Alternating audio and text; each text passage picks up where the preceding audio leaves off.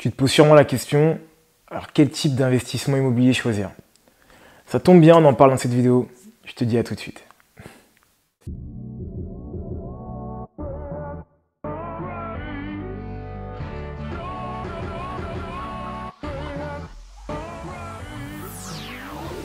Salut à toi ambitieux, salut à toi ambitieuse, bienvenue sur ma chaîne YBA Courtage, ou plutôt devrais-je dire, bienvenue sur ta chaîne. Je me présente pour ceux qui ne me connaissent pas, Roméo, je suis courtier en prêt immobilier, j'accompagne les particuliers ainsi que les investisseurs dans l'achat d'une résidence principale ou d'un investissement locatif. Et l'objectif de ma chaîne, il n'est pas compliqué, c'est de donner quelques petites astuces qui vont te permettre, comme on dit dans le jargon, de shooter ton prêt immobilier afin de l'avoir dans les meilleures conditions. Bienvenue à toi si c'est la première fois que tu viens à moi. Écoute, pour fêter ça comme il se doit, je t'invite à t'abonner. Mais t'abonner pourquoi? Pour plusieurs raisons. La première, c'est que tu vas pouvoir savoir tout ce qu'il y a à savoir sur l'investissement immobilier sur cette chaîne. Tu vas comprendre également comment faire en sorte d'avoir ton investissement immobilier qui soit financé par le banquier. Tu vas aussi avoir l'occasion de pouvoir suivre des investisseurs qui ont sauté et qui ont fait le pas. Et donc du coup, des success stories, des clients que j'ai directement accompagnés. À travers des interviews, tu pourras voir ce qui a été simple, ce qui ne l'a pas été. Bref, ça va être riche en investissement, en émotions, en plein de choses. Donc je t'invite à t'abonner. Et tout simplement pour finir, car je t'offre un cadeau, et oui, une formation d'une demi-heure et ça totalement gratuitement. Les liens sont juste en bas. Je t'invite donc du coup à cliquer dessus pour la récupérer. Je te laisse quelques instants et puis on va démarrer.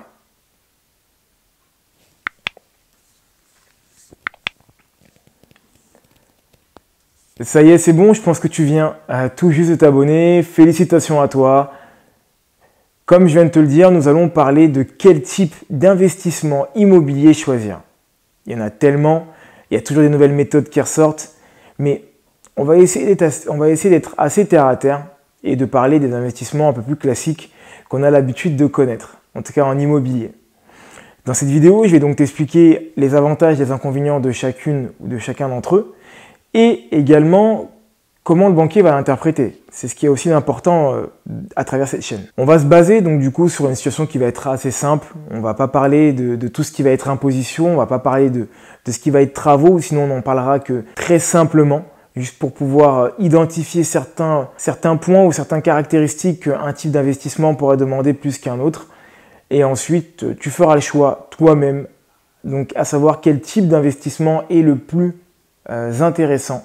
En tout cas, quel type d'investissement choisir, tout simplement. Et je t'invite donc à rester jusqu'à la fin de la vidéo, tout simplement pour savoir tous les types d'investissements qu'il peut y avoir. Dans un premier temps, la première chose à savoir, c'est quel type de stratégie tu souhaites aborder. Oui, que ce soit une approche patrimoniale ou que tu aies simplement pour objectif de te faire du cash, tu ne vas pas forcément te comporter de la même manière, tu ne vas pas rechercher le même type de bien. Tu n'auras pas aussi non plus le même type de budget. C'est important à comprendre et à savoir dans un premier temps parce que partir sur une approche patrimoniale va te demander peut-être de partir sur des biens qui vont être plus coûteux. Vu que patrimonialement parlant, ils ont un intérêt soit dans l'immédiat au niveau patrimonial ou dans un futur proche ou un peu plus lointain. Partir sur une approche où tu souhaites juste avoir du cash, tu ne vas pas être sur la même approche parce que le but patrimonial n'étant pas ce que tu souhaites, tu n'es pas obligé de partir sur quelque chose qui va être plus onéreux. Ça, c'est le premier point à savoir et à connaître avant de choisir le type d'investissement. En second, il va falloir que tu connaisses ton budget. Mais là où je mets un point qui va être très important, c'est que ce n'est pas parce que tu as un budget de 300 000 € que tu dois rechercher un bien de 300 000 €. Au même titre que lorsque tu as de l'argent dans ta carte bleue, sur ta carte bleue, ce n'est pas pour autant que tu vas dépenser l'intégralité de l'argent que tu as dans tes comptes. Donc c'est la même approche que tu dois avoir. Et en ayant déjà répondu à la question 1 qui est quel type d'investissement tu souhaites faire, tu auras donc une cohérence par rapport au budget que tu auras. Je vais donner un exemple. Du coup, lorsqu'on prend l'exemple d'une approche qui ne va pas être forcément patrimoniale et qui a pour objectif d'acheter des petites surfaces et que tu as un budget de 300 000, tu n'es pas à ce moment-là dans l'obligation de partir sur un budget de 300 000 pour une petite surface, en sachant que tu n'as pas une approche patrimoniale. Tu peux partir sur un budget de 100 000 € et partir sur 3 petites surfaces pour en donner l'exemple. Donc du coup, déjà par rapport à ces informations que je viens de te donner, tu dois établir ta stratégie et connaître ton budget. Et ça, c'est très important pour savoir où est-ce que tu vas aller. Parce que comme j'ai tendance à te le dire, tu ne peux pas toucher une cible que tu ne vises pas. Et encore moins lorsque tu ne la vois pas. Donc, apprends à savoir déjà quelle est ta cible. Et ensuite, en fonction de ça, tu vas pouvoir agencer et puis créer ta stratégie. D'ailleurs, je me tiens disponible pour pouvoir le faire. Donc, n'hésite pas, il y a ce qu'on appelle un call diag. C'est une dizaine de minutes et ça totalement gratuitement. Les liens sont juste en bas. Donc, tu cliques dessus, tu réserves un rendez-vous téléphonique et on pourra échanger toi et moi ensemble.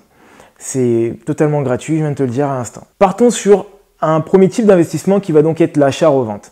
L'achat-revente, alors j'en parle déjà dans ma vidéo précédente, les types d'investissements rentables. Je vais te mettre le lien juste en haut. Mais pour te remettre encore un peu dans la situation, l'achat-revente, le but c'est d'acheter un bien, d'y faire des travaux et de le revendre. Ce type d'investissement peut être intéressant. Maintenant, je t'invite vraiment à faire attention lorsque tu démarres dans l'investissement immobilier. Pour plusieurs raisons, parce que les travaux, ça te demande une certaine expertise, ou en tout cas d'être bien accompagné. C'est des projets qui vont être un peu plus longs que des achats classiques en location. C'est d'ailleurs aussi pour ça que les gens vont plus rapidement et plus simplement partir sur des locations classiques, mais on définira ensemble qu'est-ce qu'une location classique, plutôt que sur un achat-revente. Au niveau du point de vue du banquier, alors là, tu vois, je t'avais dit qu'on n'avait pas parlé de travaux, mais on spécifie. Le principe, c'est de faire un achat-revente avec des travaux. Après, bien sûr, tu peux faire un achat-revente sans forcément avoir des travaux, mais on ne rentrera pas dans le détail là-dessus, parce que sinon la vidéo va être beaucoup trop longue.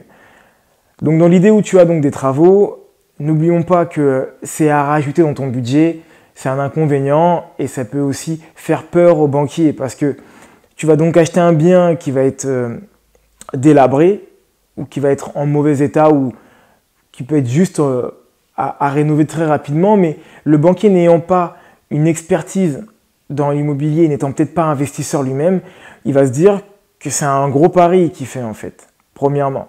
Et deuxièmement, il faut aussi que tu saches que le banquier n'a pas pour but de te prêter de l'argent sur 6 mois ou sur 12 mois ou sur 24 mois, donc l'équivalent de 2 ans ou 1 an. Lui, il a pour objectif, et c'est là où il gagne de l'argent, c'est de partir sur un projet de long terme, de 20 ans à 25 ans.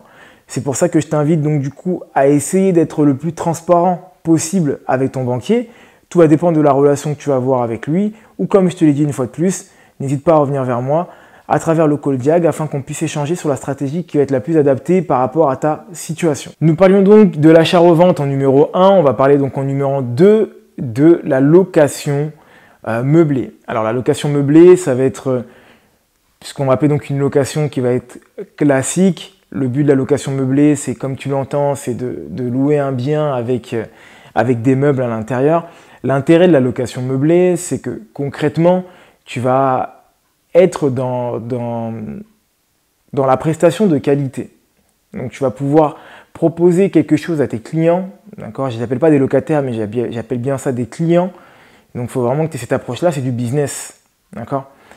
Donc tu vas pouvoir proposer à tes clients une prestation de qualité, de moyenne ou haut de gamme, à toi de choisir. Je te conseille de partir sur ces deux tranches-là. Ne pars pas sur du bas de gamme pour faire du meublé, parce que tu pourrais rapidement être mis en concurrence. Et là, tu devras faire donc une bataille de prix et il n'y a pas trop d'intérêt pour toi. L'inconvénient du meublé, c'est qu'il va y avoir du coup un turnover qui va être plus important. Simplement parce que tu vas être sur des baux, en règle générale, qui vont être de 9 mois à 1 an. Ça va dépendre quel type de client tu vas avoir, est-ce que c'est des étudiants ou pas. Premièrement, et donc du coup, deuxièmement, tu vas être aussi restreint à un certain nombre de surfaces. Je m'explique, il va être plus compliqué sur la location meublée classique de partir sur des biens qui vont être plus importants que du F2, que du F3 grand maximum. Parce que par la suite, c'est plutôt des familles qui vont accepter ce type de projet-là, ce type de bien-là. Et donc, elles vont être amenées à venir avec leurs meubles la plupart du temps. Il y aura donc pas ou très peu d'intérêt à partir sur un F4 de type meublé. Donc, ça te restreint, mine de rien, sur le type de surface que tu peux être amené à avoir. Après, bien sûr, il peut y avoir des travaux ou pas sur le projet. L'autre inconvénient par rapport au meublé, c'est que il va falloir que tu aies un budget meuble à chaque fois que tu vas partir sur de la location meublée. Donc, soit tu décides d'être financé par la banque, et la plupart du temps, les meubles, les banquiers préfèrent te les financer sous forme de prêt à la consommation, ce qui signifie que tu vas avoir des mensualités plus courtes et un taux d'intérêt qui va être plus élevé, même si on le sait très bien qu'en règle générale, on s'en fout du taux, mais là il faut quand même le préciser. L'avantage en plus bien sûr de faire du moyen ou du haut de gamme, donc de toucher un certain type de la population, tu vas également aussi pouvoir générer pas mal de charges, donc créer pas mal de charges comptablement parlant. Là je fais vraiment une petite parenthèse fiscale afin de pouvoir baisser donc du coup les revenus que tu vas percevoir. Ça peut te permettre dans certains cas d'anéantir les revenus que tu perçois de cette location meublée et donc du coup d'être le moins imposé possible. On va rester sur le meublé et on va partir donc du coup sur de la colocation. La colocation, on est également sur du meublé. Donc là, tu vas avoir la possibilité de pouvoir partir sur des plus grosses surfaces et là, agencer la surface de manière à ce que ce soit accueillant pour un certain nombre de personnes. Donc la colocation, j'en parlais déjà dans une autre vidéo, mais concrètement, c'est lorsque plusieurs personnes souhaitent partir sur louer la même surface ensemble, qu'elles se connaissent ou non. L'avantage de la colocation, c'est que tu vas mutualiser tes risques, on en a déjà parlé, mais tu vas également du coup augmenter ton cash flow et aussi pouvoir toucher un certain type de population. En inconvénient, j'ai envie de te dire que la colocation est un univers, en tout cas un type d'investissement qui est encore méconnu de la part des banquiers, de la plupart des banquiers. Donc ne me dis pas oui, mais moi mon banquier il connaît, etc. En règle générale, les banquiers ont une vision de la colocation assez obtuse. D'accord ? Ils vont se dire souvent que c'est uniquement des étudiants qui peuvent louer de la colocation. Donc du coup, si tu n'es pas à côté d'une université, ça peut ne pas être rentable. Alors que ce n'est pas le cas du tout. J'accompagne des clients, j'ai également des amis investisseurs qui font de la colocation. Et ça, pas qu'à des étudiants. Donc il y a encore cette idée un petit peu, je veux dire, préhistorique de la colocation qui peut être un frein pour le banquier et qui peut, toi, t'empêcher d'obtenir ton financement simplement. Ça va être à toi de bien sûr bien agencer le projet, de bien en parler et de lui montrer qu'il n'y a pas que les étudiants si tu as ciblé une autre cible bien sûr. Donc en plus du budget qui va être le budget meuble et ameublement, tu vas également avoir cette complication qui va être l'idée perçue que le banquier peut avoir.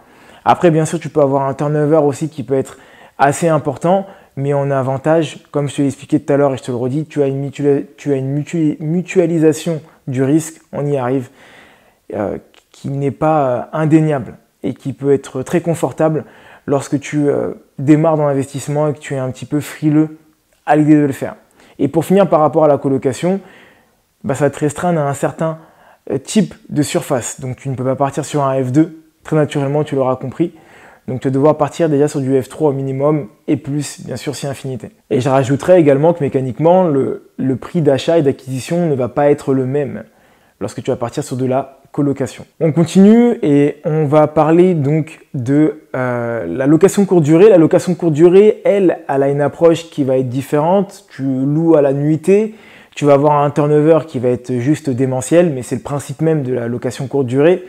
Là, on est sur une approche qui est différente. On est sur une méconnaissance également de certains banquiers. Donc ça, c'est déjà le gros point négatif par rapport à la location courte durée. Ensuite, quand tu démarres l'investissement, effectivement, tu peux être frileux à l'idée de te dire « et si je ne louais pas mon bien ?» Mais si d'autres y arrivent, il n'y a pas de raison que tu n'y arrives pas non plus. Et j'ai envie de te dire que ça peut être assez chronophage de faire des check-in, check-out. Après, il y a bien sûr des entreprises de conciergerie qui te permettent de pouvoir automatiser, en tout cas externaliser l'intégralité de toute cette partie-là qui n'est pas une partie qui te fait gagner de l'argent, mais qui est plus chronophage qu'autre chose. Mais bien sûr, ça aura un coût. Donc la location courte durée, why not? Néanmoins, un dernier point, tu peux être en tout cas très touché, je dirais très sensible à la situation géopolitique du pays dans lequel tu souhaites investir. Et là, on parle de la France. Donc lorsque les frontières sont fermées, de par les situations sanitaires, lorsqu'il y a des cas exceptionnels comme on a pu le voir et qui peut-être ne seront plus si exceptionnels que ça, voilà, ça peut être quand même un danger, en tout cas un facteur que tu dois prendre en compte. Après, une fois de plus, je te le dis, il y a des personnes qui s'en sortent très bien avec de la colocation actuellement, Donc il n'y a pas de raison que tu ne le fasses pas non plus, même dans ces conditions-là. Tu vas également avoir donc du coup la location nue. Donc là, on est sur du classique, tout classique, basique, tout de basique. Dis-le comme tu veux, mais c'est quelque chose d'hyper simple. Donc la location nue, l'avantage déjà, c'est que le banquier va avoir moins peur de ça parce qu'il connaît. Il a peut-être été locataire déjà une fois dans sa vie, au moins. Et il a peut-être déjà loué donc du coup un bien nu. Tu vas avoir aussi au niveau de la surface la possibilité de pouvoir partir du T1 au F4 sans aucun souci. Là où il va y avoir une importance, c'est de regarder que ton projet soit vraiment rentable. Donc je t'invite plutôt à partir sur des projets où il y a un petit peu de travaux, donc c'est-à-dire que naturellement tu dois augmenter la fourchette également de l'enveloppe que tu vas pouvoir, à laquelle tu vas pouvoir prétendre. Et au niveau de la fiscalité, tu vas être amené à, si tu n'as pas de charges pertinentes par rapport à la location nue, à payer plein pot. Et ça, c'est un point qui est important aussi à prendre en compte, c'est que la location nue, certes, c'est tranquille, c'est top quand on cherche à démarrer dans l'investissement, mais cette simplicité-là, tu peux la payer également. Donc, attention à toi par rapport à ça. Donc, on résume très rapidement. On a déjà l'achat-revente, on a parlé de la colocation, on a parlé de la location courte durée. On a parlé également maintenant de la location nue, la location dite classique. J'espère déjà que toutes les informations que je te donne te semblent pertinentes et t'ont apporté quelque chose. Et si c'est le cas, n'hésite pas à y mettre un pouce. Donne-moi de la force, ça me fait extrêmement plaisir.